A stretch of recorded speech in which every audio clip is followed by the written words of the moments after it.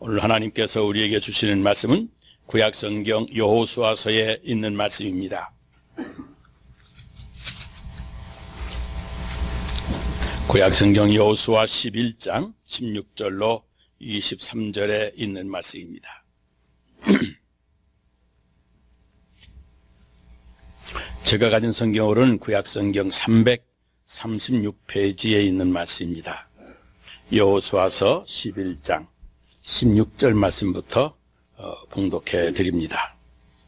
여호수아가 이같이 그 온 땅 곧 산지와 온 네겝과 고센 온 땅과 평지와 아라바와 이스라엘 산지와 평지를 점령하였으니 곧 세일로 올라가는 한락산에서부터 헤르몬산 아래 레바논 골짜기의 바알갓까지라.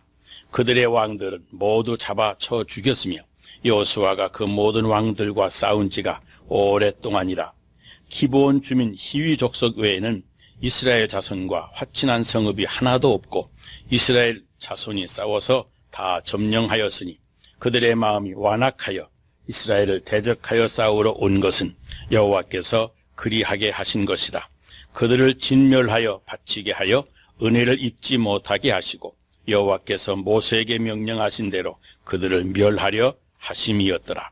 그때 여호수아가 가서 산지와 헤브론과 드빌과 아낙과 유다 온 산지와 이스라엘의 온 산지에서 아낙 사람들을 멸절하고 그가 또 그들의 성읍들을 진멸하여 바쳤으므로 이스라엘 자손의 땅에는 아낙 사람들이 하나도 남지 아니하였고 가사와 가드와 아스도세만 남았더라. 이와 같이 여호수아가 여호와께서 모세에게 말씀하신 대로 그 온 땅을 점령하여 이스라엘 지파의 구분에 따라 기업으로 주매 그 땅에 전쟁이 그쳤더라. 아멘.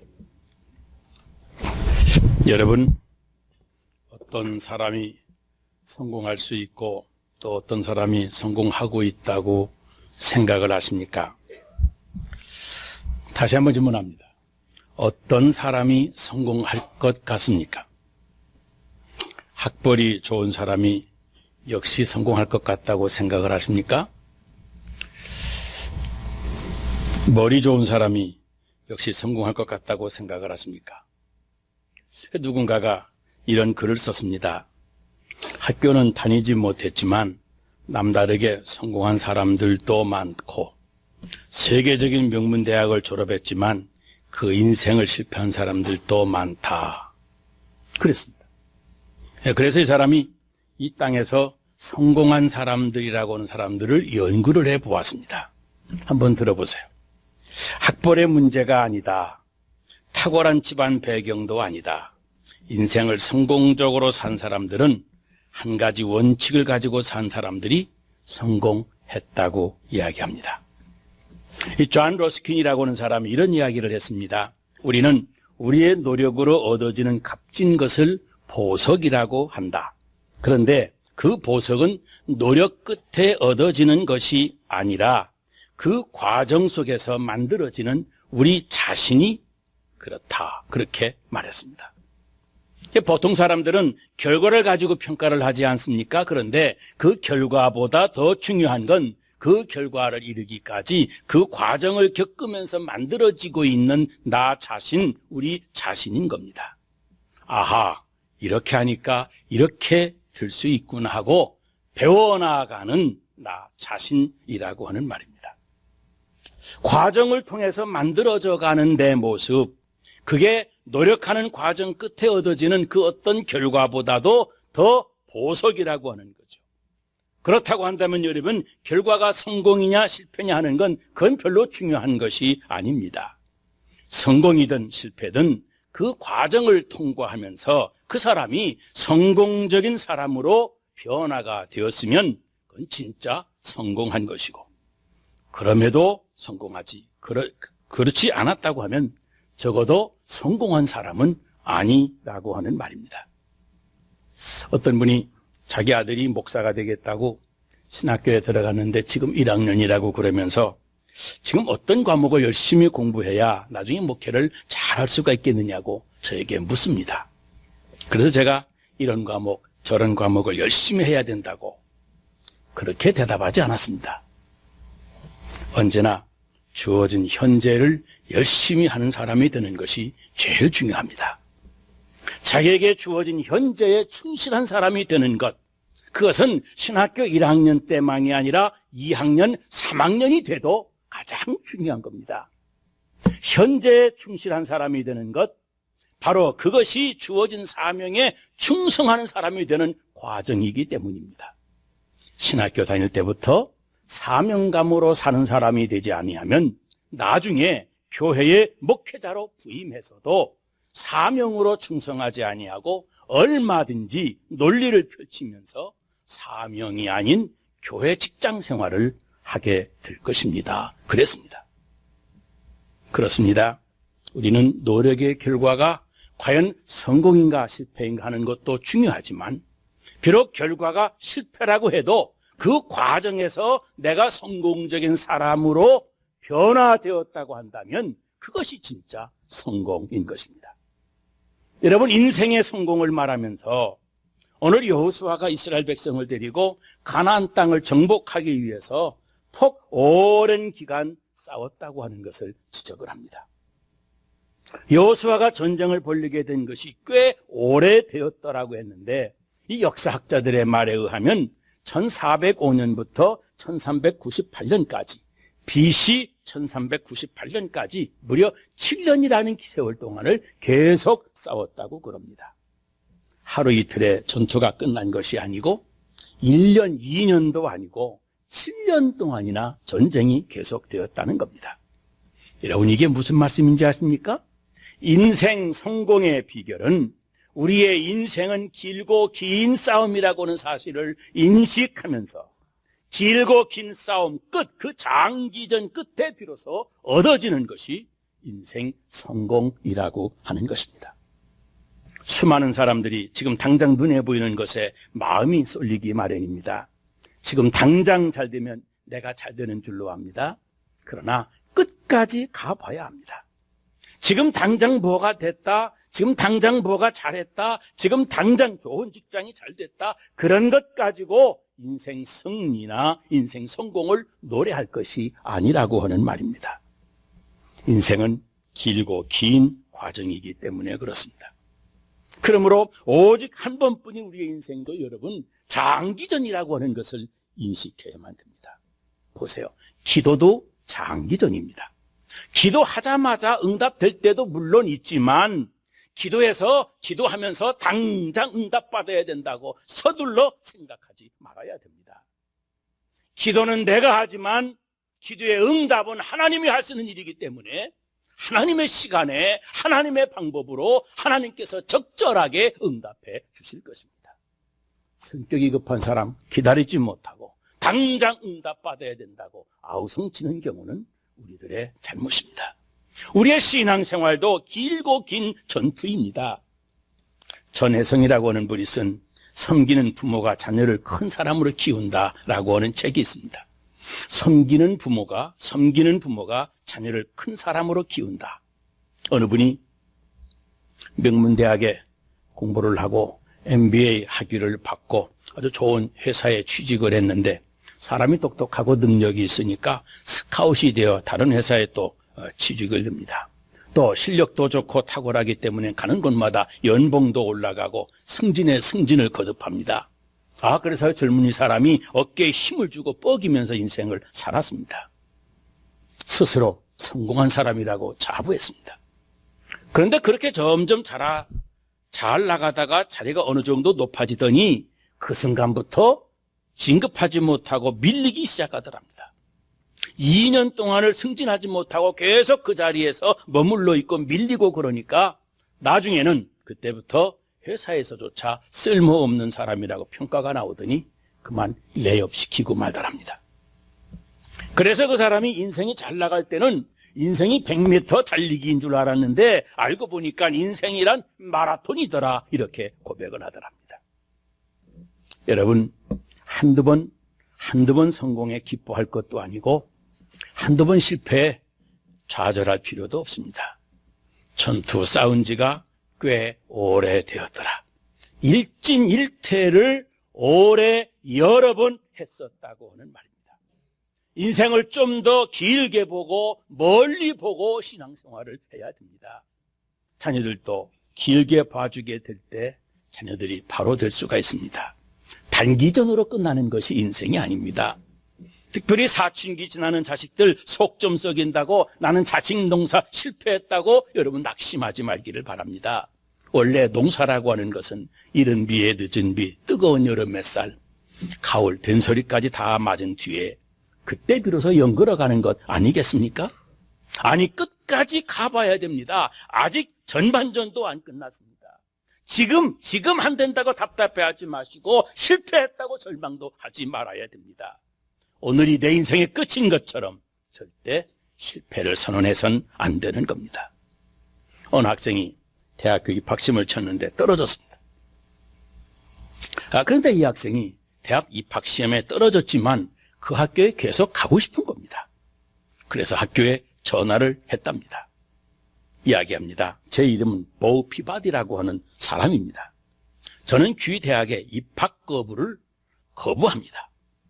애람된 말씀이지만 혹시 실수하신 것은 아닐까 제가 지금 그렇게 생각을 합니다. 학교 측에서 선생님들이 실수하셨다면 그 실수를 제가 바로 잡아보고 싶습니다. 저는 당신 학교에 반드시 입학하게 될 것입니다. 금년 아니라 내년이 아니라 하더라도 언제인가는 반드시 당신 대학에 입학할 것입니다. 당신들이 나를 받아주실 때까지 말입니다. 그런 전화를 했답니다. 이 전화를 받은 학교 교수가 이 떨어진 사람이 이렇게 학교에 전화한 사람은 당신이 처음입니다. 혹시 우리가 뭘 할 수 있을는지 한번 생각해 보겠습니다. 그러더랍니다. 그런데 며칠 지나간 뒤에 전화가 왔는데 이런 내용의 전화가 옵니다. 당신은 이런 점이 모자라서 그래서 입학이 거부된 것 같습니다. 그리고 가르쳐 주더랍니다. 그래서 이 학생이 그 부족한 것이 뭔지를 알고 그것을 열심히 준비했습니다. 그 사람 대학교에 들어갔겠습니까? 못 들어갔겠습니까? 들어갔습니다. 여러분, 우리는 한 번 성공했다고 또 실패했다고 너무 빨리 판단하는 습관이 있습니다. 한두 번의 성공이 인생 성공이 아니고 한두 번의 실패가 인생 실패도 아닙니다.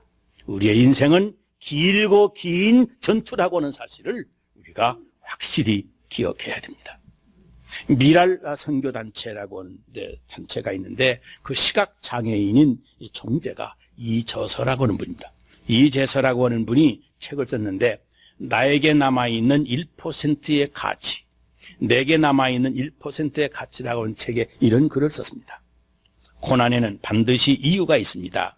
그런데 하나님은 고난에 대한 설명서는 나중에 보내주십니다. 그랬습니다.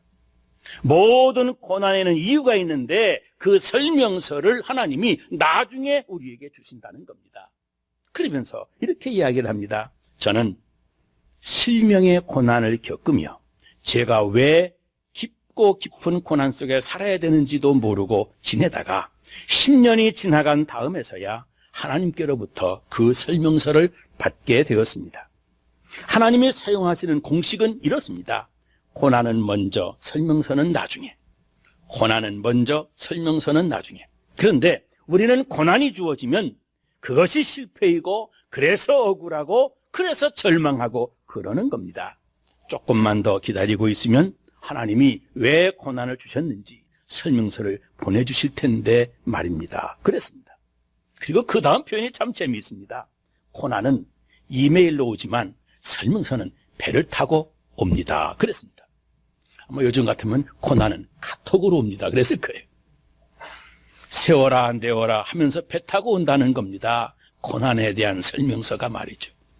우리는 그 배를 타고 천천히 오는 설명서를 받아들면 그때서야 아하 그래서 고난 주셨구나 이제 알았다 그렇게 될 텐데 그 배로 천천히 오는 설명서를 기다리지를 못하고 고난이 왔다고 당장 낙심하고 기다렸다는 듯이 절망하고 그렇게 된다는 겁니다.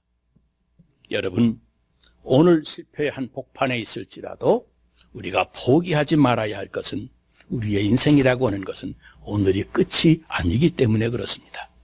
길고 긴 전투이기 때문에 언젠가 진정한 인생 승리의 노래를 부를 수 있다고 하는 확신을 가질 수 있기 때문인 겁니다.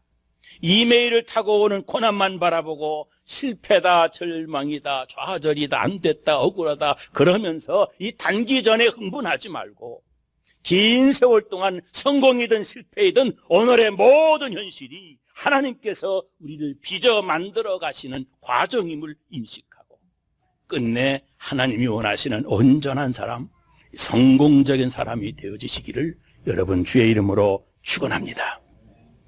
그런데 오늘 여기 18절 말씀을 보면 이스라엘 백성이 어떻게 승리했는가를 말씀하기보다 이스라엘과 대적했던 백성들, 연합군들이 어떻게 패배하게 되었는지를 설명해 주고 있습니다. 말하자면 패배한 이유를 밝혀내기만 하면 승리할 수 있다고 하는 사실입니다. 여러분, 모든 실패에는 반드시 원인이 있습니다. 그러니까 그 원인만 분석이 끝나면 또다시 그런 실패는 하지 않을 것입니다. 패배를 통해서 승리를 배우는 겁니다. 에디슨이 실험을 하다가 한 실패가 얼마나 많습니까? 그런데 그 수많은 실패를 경험하면서 그는 한 번도 실패라고 이야기한 적이 없답니다. 왜냐하면 실패의 원인이 바로 성공으로 가는 길을 보여주기 때문입니다. 우리 지혜로운 성도들도 성경에서 실패한 사람에 대한 이야기를 들을 때 성공으로 가는 길을 스스로 발견할 수 있지 않습니까?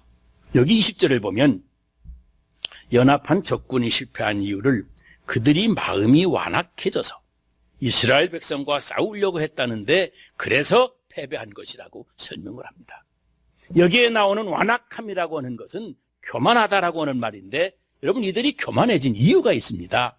보세요. 16절 말씀에 보면 하솔왕 야벤이 있고 마돈왕 요압이 있고 시므론 왕 악삽이 있었고 북쪽 산지와 긴네레산, 남쪽 아라바 평지와 서방의 높은 곳에 있는 왕들도 있었고 수많은 족속이 연합군을 형성한 것입니다. 그래서 이제 전투해도 되겠다 한 것입니다. 보세요. 여러분, 사람이 언제 교만해지는지 아세요? 자기가 이제 힘이 있다고 생각할 때 교만해집니다. 여러 나라가 연합했으니 이제 말과 병거도 병사들도 그 숫자도 훨씬 많으니까 저 이스라엘 백성들과 전투해도 충분히 이길 수 있는 힘이 됐다고 생각을 한 것입니다. 그래서 이스라엘과 싸우자고 선전포고하고 그랬는데 성경은 지적합니다. 바로 그것이 전쟁 패배의 원인이었다고 하는 겁니다. 오늘 이 성경 본문을 통해서 우리가 받을 교훈이 바로 이겁니다. 전투는 교만하면 진다. 이걸 성경적인 다른 말로 얘기하면 교만은 패망의 선봉이다, 그런 겁니다. 성경은 어디를 보든지 곳곳마다 쉬지 아니하고 교만하면 하나님이 치실 것이라고 경고합니다. 잠언 29장 3절에도 사람이 교만하면 낮아지게 된다. 사무엘하 22장 28절에도 하나님은 교만한 자를 살피사 낮춰주신다. 잠언 15장 25절에도 여호와는 교만한 자의 집을 허무신다 그랬습니다. 잠언 16장 5절에도 무릇 마음이 교만한 자를 여호와께서 미워하신다. 심지어 디모데전서 6장 4절에는 그는 교만하여 아무것도 알지 못하더라 그랬습니다. 보세요. 그 백성들 연합군까지는 조직했지만 그래서 교만해져서 아무것도 몰랐다는 이야기입니다. 다시 말하면 하나님이 함께 하시는 군대는 절대로 이길 수가 없다고 하는 것.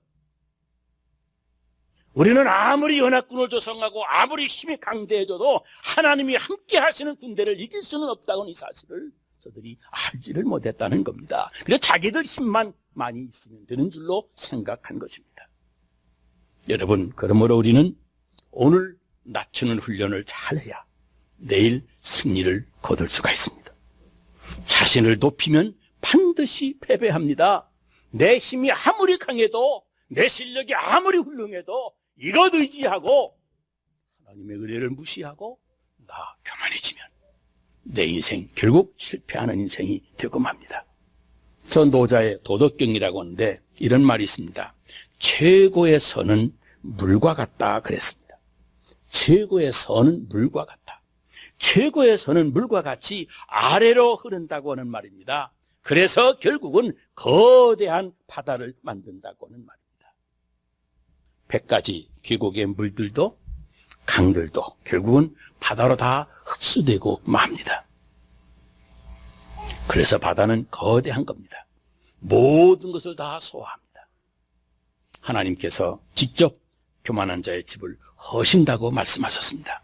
보세요. 우리가 먼저 힘 있다고 생각하는지, 언제 힘 있다고 생각하는지 아십니까? 내가 너보다 공부를 더 많이 했거나, 내가 너보다 성적이 더 좋으니까, 내가 너보다 권력이 더 있으니까, 돈을 더 많이 모았으니까, 그러니까 힘이 있다고 생각을 하는 겁니다.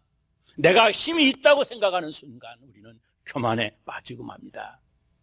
그런데 여러분, 그렇지 않습니다. 인생, 그 성공과 실패는 자기 자신을 얼마나 높이느냐, 자기 자신을 얼마나 낮추느냐에 따라서 결정되어지는 겁니다. 인생의 성공과 실패가 내 힘과 내 능력이 얼마나 많은가에 따라서 오는 것 아니란 말입니다. 자기 자신을 얼마나 낮추느냐에 따라 결정되어지는 겁니다. 요즘 경기가 어렵다고들 합니다. 근데 경기가 이렇게 어려운 때에도 아주 물건을 잘 파는 세일즈맨이 있습니다. 근데 이상한 것은 이 물건을 잘 파는 세일즈맨들 가운데 공통적인 점이 하나 있습니다. 그게 뭐냐면 자기를 낮추는 데 잘하더라는 겁니다. 손님이 아주 기분 나쁘게 말을 해도, 커스터머가 아주 내 자존심을 상하게 행동을 해도, 그래도 네, 그래서요, 그렇게 해보도록 하겠습니다 하고, 심지어 세일즈맨으로서는 할 수 없는 일을 자꾸 얘기해도, 그런데도 알면서도 아, 네, 그렇게 하죠, 그렇게 하도록 하겠습니다, 그렇게 말을 한다는 겁니다. 자기 자존심 다 죽이고 그저 겸손하게 낮게 자기를 낮추어 상대방을 높이 존경해가면서, 그거 싫으면 그래, 그러면 너 그만둬, 나 너 아니면 물건 못 팔 줄 아느냐, 그러고 싶은데 말이죠. 다 엉두르면서 끝까지 자기를 낮추면서, 그래야 이기는 전투가 되는 겁니다. 그래야 승리자가 되는 겁니다. 내 힘만 믿고 내 실력만 믿고 자기를 낮추지 못하면, 상대방을 존경하지 못하고 상대방을 섬기지 못하면 하나님이 우리를 낮추시고 우리를 짓밟으실 겁니다. 여러분, 성경은 한 가지 원칙이 분명합니다. 너희들이 힘이 많으냐, 그건 낮춰라, 그래야 내 인생 성공한다, 그 말이에요.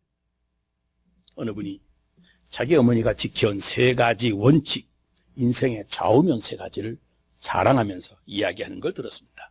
그 어머니는, 첫째는 모든 상황에는 대립이 있기 마련이니 모든 상황이 좋아질 수도 있고 안 좋아질 수도 있다. 그러니 그 좋아질 가능성을 생각을 하고 오늘을 감사하며 살아라 하는 원칙을 지키셨답니다.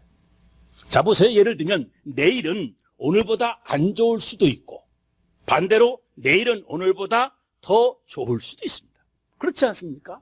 그러나 더 좋을 수 있음만을 생각하고 오늘을 감사함으로 살자고 하는 거예요.